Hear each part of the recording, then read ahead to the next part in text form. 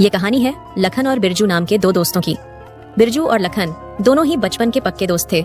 समय के साथ साथ अब दोनों बड़े हो चुके थे और दोनों की शादी हो चुकी थी। लखन की पत्नी का नाम सीमा है और उनकी एक प्यारी सी बेटी है। लखन की पत्नी सीमा बहुत समझदार और सहनशील है।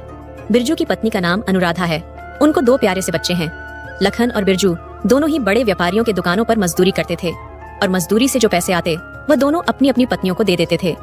लेकिन कुछ समय से लखन के पास कोई काम नहीं था, जिससे उनके घर में बहुत परेशानी हो रही थी। आखिर ऐसे कब तक चलेगा? हमें खर्चा चलाने के लिए पैसे की जरूरत है। मेरे पास माँ के दिए जो कंगन थे उसे गिरवी रखकर इस हफ्ते का राशन जैसे तैसे लेकर आई हूँ। अब ऐसा और नहीं चलेगा। तुम कब से घर पर बैठे हो? कोई काम क्यों नहीं ढूंढते? मैं कोशिश तो कर रहा हूँ, लेकिन अभी कुछ काम मिल नहीं रहा है। तुम जानती हो कि बाहर कितनी मुश्किलें हैं। मैं समझती हूँ, लेकिन तुम और भी कोशिश कर सकते हो। हमारे बच्चों की पढ़ाई और घर का खर्च सब कैसे चलेगा? बिरजू को देखो, वो भी तो रोज काम पर जाता है, और तुम्हें देखो, रोज यूं ही खाली हाथ लौट आते हो। तुम जाकर बिरजू से ही बात करके देखो, क्या पता वही तुम्हें कहीं काम दिलवा दे। तुम ठीक कहती हो सीमा, मुझे एक बार बिरजू से इस बारे में बात करके देखना चाहिए। तुम फिक्र मत करो, मैं सब ठीक कर दूंगा। तुम बस मुझे कुछ समय दो। अगली सुबह लखन बिरजू के घर जाता है। घर पर कोई है क्या? बिरजू भाई, ओ बिरजू भाई, बाहर आओ। जी लखन भैया, कहिए कैसे आना हुआ? भाभी जी, जरा बिरजू को बुला दीजिए। वो अभी घर पर नहीं है, शायद सुरेंद्र चाचा के खेतों पर होंगे। अगर जरूरी काम है तो आप खेतों पर जाकर मिल लीजिए। लखन खेतों की ओर निकल पड़ता है। बिरजू, क्या तुम्हारे यहाँ काम करने की कोई जगह है? मुझे भी कोई नौकरी मिल जाए तो अच्छा रहेगा। देख लखन, मुझे तो इस बारे में ज्यादा पता नहीं है, लेकिन अगर तुम चाहो तो मेरे साथ सेठ जी के पास चल सकते हो। हम उनसे बात कर सकते हैं। अगर कोई काम होगा तो तुम्हें जरूर रख लेंगे। अच्छा है बिरजू, मैं तो बस किसी भी तरह से काम करना चाहता हूँ। चलो हम सुबह ही चल पड़ते हैं। हाँ ठीक है, कल सुबह जल्दी मिलते हैं। अगले दिन सुबह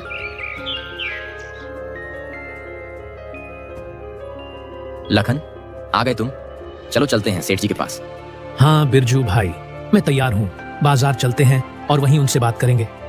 दोनों दोस्त काम की तलाश में जंगल के रास्ते निकल पड़ते हैं। रास्ता काफी लंबा था। उन्हें चलते चलते काफी समय बीत गया था। तभी अचानक आसमान में जोरदार बादल गरजने की आवाज गूंजती है और देखते ही देखते जोरदार बारिश शुरू हो जाती है। जोरदार बारिश होने की वजह से लखन और बिरजू दोनों वहीं एक पेड़ के पास रुक जाते हैं। भाई बिरजू, बारिश तो बहुत ज्यादा बढ़ गई है। अगर इतनी ज्यादा बारिश में आगे बढ़ेंगे तो हम बीमार पड़ जाएंगे। हमें अभी कुछ देर यहीं रुकना होगा। तभी लखन की नजर एक झोपड़ी पर जाती है और वह बिरजू को इशारे करते हुए कहता है, बिरजू भाई, वह देखो, वहाँ एक कुटिया है। चलो वहाँ किसी से मदद मांगते हैं। क्या पता वह थोड़ी देर अपनी कुटिया में हमें रुकने दे, जब तक कि यह बारिश नहीं थम जाती। दोनों दोस्त उस कुटिया के पास पहुँचते हैं। कोई है क्या? हमें थोड़ी सी मदद चाहिए थी। हाँ बेटा, अंदर आ जाओ। जब दोनों अंदर आते हैं तो उन्होंने देखा कि अंदर एक बूढ़ी माँ बैठी हुई थी। अम्मा, हमें थोड़ी मदद की तलाश थी। हम बाजार के लिए निकले थे और अचानक से जोरदार बारिश शुरू हो गई और हम इसी जंगल में फंस गए। थोड़ी आश्रय की जरूरत थी जब तक कि बारिश बंद नहीं हो जाती। अगर आप बुरा ना मानो तो कुछ देर हम आपकी झोपड़ी में गुजार सकते हैं। बस बारिश रुकने के बाद हम यहाँ से चले जाएंगे। हाँ क्यों नहीं बेटा, बैठो। तुम जितनी देर चाहे यहाँ रुक सकते हो। अम्मा, आप यहाँ इतने घने जंगल में अकेले रहते हो, आपका क्या कोई परिवार नहीं है? बेटा, मेरा भी एक जमाने में भरा फूला परिवार था। हम एक छोटे से गांव में रहते थे। एक दिन अचानक से उस गांव में भयंकर तूफान के साथ बाढ़ आया और मेरे पति, बेटे, बहू, पोते सबको बहा ले गया। बस मैं ही बच गई और अब मैं इस जंगल में रहती हूँ। मेरा अपना कोई नहीं है। आप इतने घने जंगल में अकेले कैसे रहती हैं? अम्मा, आपको डर नहीं लगता? बेटा, डर किस चीज का? बस शुरू में थोड़ा सा अकेलापन सा लगता था, मगर अब इन सब की मुझे आदत सी हो गई है। अम्मा, अगर आप बुरा ना मानो तो आप हमारे घर चलकर रह सकते हो। मेरे घर में मेरी पत्नी और मेरे बच्चे हैं। मेरी माँ बहुत जल्दी मुझे छोड़कर चली गई। अगर आप हमारे साथ चलोगी तो मुझे बहुत खुशी होगी। आपको यहाँ इस घने जंगल में रहने की कोई जरूरत नहीं। अम्मा, आप मेरे साथ चलो। अम्मा लखन की तरफ देखती हैं। नहीं बेटा, अब मैं यही खुश हूँ। ये जंगल ही मेरा घर है। मुझे अब इस शांति भरे माहौल में ही रहना अच्छा लगता है। पर तुमने मुझसे पूछा, मुझे बहुत अच्छा लगा। थोड़ी देर में बारिश थम जाती है। अच्छा अम्मा, बारिश थम गई है, अब हम चलते हैं। अम्मा, एक बार आप फिर सोच लीजिए। अगर आप हमारे साथ चलना चाहे तो आप चल सकती हैं। नहीं बेटा, तुम्हारा शुक्रिया, पर मैं यहीं पर खुश हूँ। ये जंगल ही अब मेरा घर है। अम्मा, आज्ञा दीजिए, अब हम चलते हैं। रुको बेटा, तुम मुझे बहुत ही नेक दिल लगे हो। मैं तुम दोनों को कुछ देना चाहती हूँ। बूढ़ी अम्मा एक संदूक उठाती है और और वह संदूक लखन और बिरजू को थमाते हुए कहती है, बेटा, यह मेरे जीवन की जमा पूंजी है जो मैं तुम्हें दे रही हूँ। मैं तो बूढ़ी हो चुकी हूँ, अब मेरे यह किसी काम की नहीं। तुम दोनों इसे रख सकते हो और इसमें जो भी है उसे तुम आपस में आधा आधा बांट लेना। अम्मा, इसमें क्या है? तुम ही खोल कर देख लो, इसमें क्या है। वह संदूक को खोलते हैं तो उसमें बहुत सारे सोने के सिक्के होते हैं, जिसको देखकर वह दोनों की आंखें खुली की खुली रह जाती है। इतने सारे सोने के सिक्के? अम्मा, आप इतने सारे सोने के सिक्के हमें क्यों दे रही है?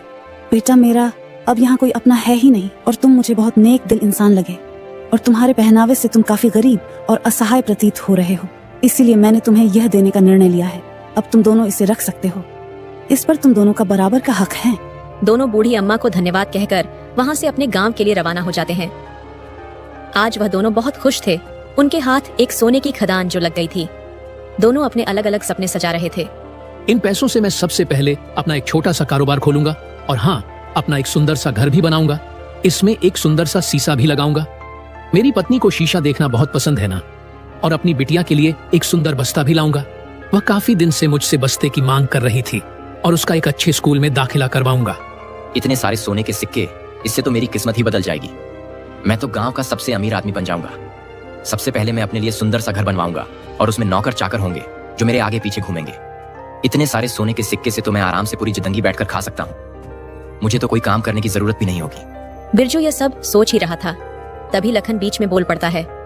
बिरजू भाई, घर पहुंचते ही हम इन सिक्कों को आधा आधा बांट लेंगे। लखन के मुंह से सिक्कों को आधा आधा बांटने का ख्याल सुनकर बिरजू को बिल्कुल अच्छा नहीं लगा और वह मन ही मन सोचता है, सिक्कों को आधा आधा बांटना मतलब मेरे सपने भी आधे आधे बांटना। भला इन सिक्कों को मैं इस लखन के साथ क्यों बांटूं? मुझे ये सारे के सारे सोने के सिक्के चाहिए। मैं इन सिक्कों को भला बराबर क्यों बांटूं? मुझे तो पूरे के पूरे सिक्के चाहिए। पर मैं ऐसा क्या करूं जो ये सिक्के केवल मुझे मिले? ये लखन तो घर पहुंचते ही आधे सिक्के ले ही लेगा। मुझे कुछ ना कुछ तो सोचना ही होगा। दोनों अपनी अपनी सोच में आगे बढ़ जा रहे थे। चलते चलते वह एक नदी के रास्ते से गुजर रहे थे। नदी को देखकर बिरजू को एक ख्याल आता है और वह बिना कुछ सोच लखन को उस नदी में धक्का दे देता है। लखन जैसे ही नदी में गिरता है, वह बिरजू को आवाज लगाता है, बिरजू भाई, मुझे बचाओ, मैं इस नदी में गिर गया हूँ। मुझे बचाओ बिरजू भाई, मुझे बचाओ। लखन भाई, तुम इस नदी में गिरे नहीं हो, बल्कि मैंने तुम्हें धक्का दिया है ताकि यह सोने के सिक्के मुझे तुम्हारे साथ बटाना ना पड़े। अब ये सारे सोने के सिक्के मेरे हुए। बिरजू वहाँ से चुपचाप खिसक लेता है और बेचारा लखन उस पानी में ही डूब जाता है। रात के समय बिरजू जब घर पहुंचा तो उसने देखा कि लखन की पत्नी अपने घर के बाहर अपने पति का इंतजार कर रही है। जब सीमा ने बिरजू को आते हुए देखा तो उसने बिरजू से पूछा, भैया लखन जी नहीं आए, वह कहाँ रह गए? वह भी तो आपके साथ ही गए थे ना। बिरजू ने सारी बातों को छुपाते हुए कहा, हाँ बहन, लखन और मैं हम दोनों साथ ही गए थे और मैंने अपने मालिक से लखन की बात भी करवाई थी और मालिक ने उसे कल से काम पर आने को भी कह दिया था। इसके बाद लखन वहाँ से चला गया था और मैं काम करके अभी घर लौटा हूँ। ये सुनकर लखन की पत्नी और भी घबरा जाती है। भैया लखन जी अभी तक घर नहीं आए हैं। मुझे समझ नहीं आ रहा वे कहाँ गए। वो ठीक तो होंगे ना? मेरा दिल बहुत घबरा रहा है। चिंता मत करो बहन, हो सकता है उसने कहीं और जगह भी काम की तलाश की हो और ज्यादा रात होने की वजह से वह वहीं कहीं रुक गया हो। आप सुबह तक का इंतजार करो, मुझे पक्का विश्वास है वह सुबह तक घर आ जाएगा। इतना कहकर बिरजू अपने घर को निकल जाता है। लखन की पत्नी बहुत घबराई हुई थी, लेकिन बिरजू ने उसे सहमति जताते हुए कहा कि आप सुबह तक का इंतजार करो। इसलिए लखन की पत्नी ने किसी तरह सुबह तक का इंतजार किया। सुबह हो चुकी थी, सूरज अपनी चरम सीमा पर था। लखन अभी तक घर नहीं लौटा था, जिससे उसकी पत्नी बहुत घबरा गई थी। वह बिरजू के घर जाती है। भैया लखन जी अभी तक घर नहीं आए हैं। मुझे समझ नहीं आ रहा वे कहाँ गए। वो ठीक तो होंगे ना? मेरा दिल बहुत घबरा रहा है। बिरजू परेशान होने का दिखावा करता है और कहता है, आप चिंता मत करो सीमा बहन, मैं अभी जाकर लखन का पता लगाता हूँ और अपने साथ लेकर आता हूँ। बिरजू ने सीमा को सहमति जताते हुए घर से बाहर चला गया और दूर जाकर जंगल में ही बैठ गया। लखन तो अब शायद कभी नहीं आएगा सीमा बहन जी। अब आपको पूरी जिंदगी ऐसे ही काटनी पड़ेगी। थोड़ी देर यही रुकता हूँ, बाद में जाकर कह दूंगा कि मैंने लखन को बहुत ढूंढा लेकिन लखन कहीं नहीं मिला। और उसके बाद मैं उन सोने को सिक्कों को बेचकर बहुत सारे पैसे कमाऊंगा और गांव का सबसे अमीर आदमी बन जाऊंगा। अभी तक तो यह बात मैंने अपनी पत्नी को भी नहीं बताई है। सबसे पहले उसे भी यह बात बतानी होगी, वह भी बहुत खुश हो जाएगी। कल रात तो मैं चुपचाप दबे पांव कमरे में जाकर उन सोने के सिक्कों को छुपा दिया था, लेकिन कहीं अगर मेरी पत्नी की उन सोने के सिक्कों पर नजर पड़ गई तो वह पूरे गांव में शोर मचा देगी।